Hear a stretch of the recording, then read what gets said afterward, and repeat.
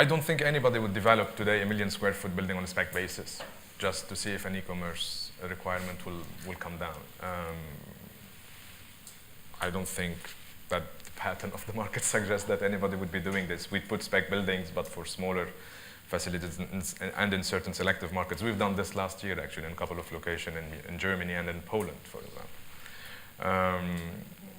For now, the big sheds will always be driven on a build-to-suit basis, and then it's going to end up on how you structure, on how you underwrite it, how you structure the lease agreement.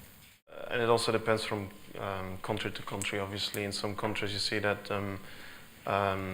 finding land plots and going through the permitting process takes much longer than other countries. For instance, Germany is a much quicker process than you would have in France, for instance. And I think the whole e-commerce story, it's still very much a discovery process for people, especially in Europe. If you look somebody like Amazon who comes to Europe, obviously they take a lot of know-how which they have established in the US to Europe. What we see is that these e-commerce players, they are extremely selective in terms of their location. They will look at as many as 30, 40 locations and make a very thorough analysis as to where they want to be located, what is optimal. And obviously the growth that we see is phenomenal.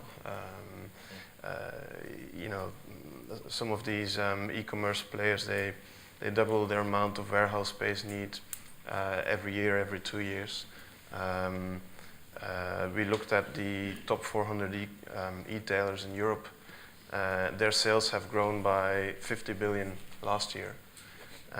And you know, if you look at stats and different sources give different numbers, but it's estimated that for 1 additional billion of sales, about 50 to 100,000 square meters of additional warehouse space is needed. So only these top 400 e-tailers would have generated an additional demand, e-commerce related, for about a million square meters in Europe.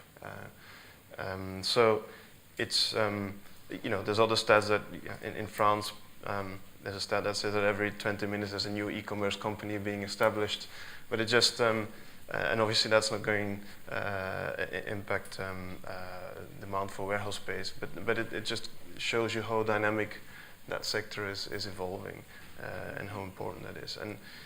And obviously, as you have to get comfortable with releasing risk, that's a very important issue. So if you buy, if you look at this type of assets, you want to make sure that these assets are as standardized as possible, dividable, and so on. At the same time, I think there's also a high likelihood that if your tenant was going to leave, you might have another e-commerce player actually taking up that space going forward.